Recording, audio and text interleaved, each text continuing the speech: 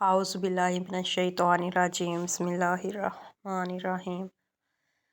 شروع اللہ کے نام سے جو بڑا مہربان نہایت رحم والا ہے۔ نبی پاک صلی اللہ علیہ وآلہ وسلم کو چومنے کا بہانہ۔ ایک صحابی نے کس طرح بہانے سے نبی کریم کا بوسہ لیا۔ نبی کریم صلی اللہ علیہ وآلہ وسلم کا اس دنیا سے پردہ فرمانے کا وقت جب آیا، اس وقت آپ صلی اللہ علیہ وآلہ وسلم کو شدید بخار تھا۔ آپ نے حضرت بلال رضی اللہ تعالیٰ عنہ کو حکم دیا کہ مدینہ میں اعلان کر دو کہ جس کسی کا حق مجھ پر ہو وہ مسجد نبوی میں آ کر اپنا حق لے لے۔ مدینہ کے لوگوں نے یہ اعلان سنا تو آنکھوں میں آنسو آ گئے اور مدینہ میں کوہرام مچ گیا۔ سارے لوگ مسجد نبوی میں جمع ہو گئے۔ صحابہ کرام رضوان اللہ کی آنکھوں میں آنسو تھے، دل بے چین و بے قرار تھا۔ پھر نبی کریم صلی اللہ علیہ وآلہ وسلم تشریف لائے۔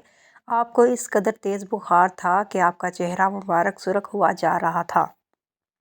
نبی کریم صلی اللہ علیہ وآلہ وسلم نے فرمایا، اے میرے ساتھیو، تمہارا اگر کوئی حق مجھ پر باقی ہو تو وہ مجھ سے آج ہی لے لو۔ میں نہیں چاہتا کہ میں اپنے رب سے قیامت میں اس حال میں ملوں کہ کسی شخص کا حق مجھ پر باقی ہو۔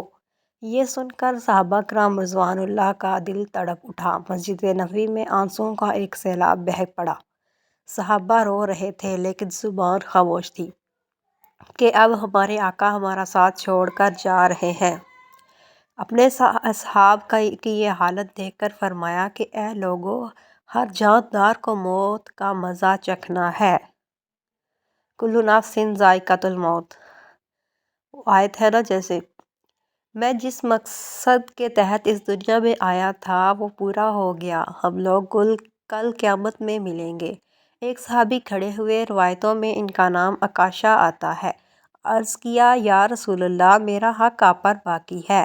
آپ جب جنگ احد کے لیے تشریف لے جا رہے تھے تو آپ کا کوڑا میری پیٹھ پر لگ گیا تھا، میں اس کا بدلہ لینا چاہتا ہوں۔ یہ سن کر حضرت عمر رضی اللہ تعالیٰ عنہ کھڑے ہو گئے اور کہا، کیا تم نبی کریم صلی اللہ علیہ وآلہ وسلم سے بدلہ لوگے؟ کیا تم دیکھتے نہیں کہ آپ صلی اللہ علیہ وآلہ وسلم بیمار ہیں؟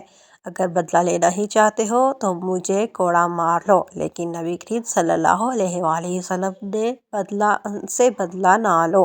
یہ سن کر آپ صلی اللہ علیہ وآلہ وسلم نے فرمایا، اے عمر، اسے بدلہ لینے دو، اس کا حق ہے۔ اگر میں نے اس کا حق ادا نہ کیا تو اللہ کی بارگاہ میں کیا منہ دکھاؤں گا، اس لیے مجھے اس کا حق ادا کرنے دو۔ آپ نے کوڑا منگوایا اور حضرت عکاشہ کو دیا اور کہا کہ تم مجھے کوڑا مار کر اپنا بدلہ لے لو۔ حضرات صحابہ کرام رضوان اللہ یہ منظر دیکھ کر بے تحاشا رو رہے تھے۔ حضرت عکاشہ نے کہا، اے اللہ کے رسول، میری ننگی پیٹھ پر آپ کا کوڑا لگا تھا۔ یہ سن کر نبی کریم صلی اللہ علیہ وآلہ وسلم نے اپنا کرتا مبارک اتار دیا اور کہا، لو تم میری پیٹھ پر کوڑا مار لو۔ حضرت عکاشہ نے جب اللہ کے رسول صلی اللہ علیہ وآلہ وسلم کی پیٹھ مبارک کو دیکھا تو کوڑا چھوڑ کر جلدی سے آپ صلی اللہ علیہ وآلہ وسلم کی پیٹھ مبارک کو چوم لیا اور کہا، یا رسول اللہ صلی اللہ علیہ وآلہ وسلم، فداک ابی و امی، میرے ماں باپ آپ پر قربان۔ ماشاءاللہ، سبحان اللہ۔ میری کیا مجال کہ میں آپ کو کوڑا ماروں، میں تو یہ چاہتا تھا کہ آپ کی مبارک پیٹھ پر لگی مہر نبوت کو چوم کر جنت کا حقدار بن جاؤں۔ ماشاءاللہ۔ یہ سن کر آپ صلی اللہ علیہ وآلہ وسلم مسکرائے اور فرمایا، تم نے جنت واجب کر لی۔ الرحیق المختوم، صفحہ نمبر 628۔ ٹھیک ہے۔ اگر آپ کو آج کی ویڈیو میں میری کوئی پڑھنے میں، حدیث کو بیان کرنے میں کوئی مسٹیک ہوئی ہے تو خدا را اس مسٹیک کو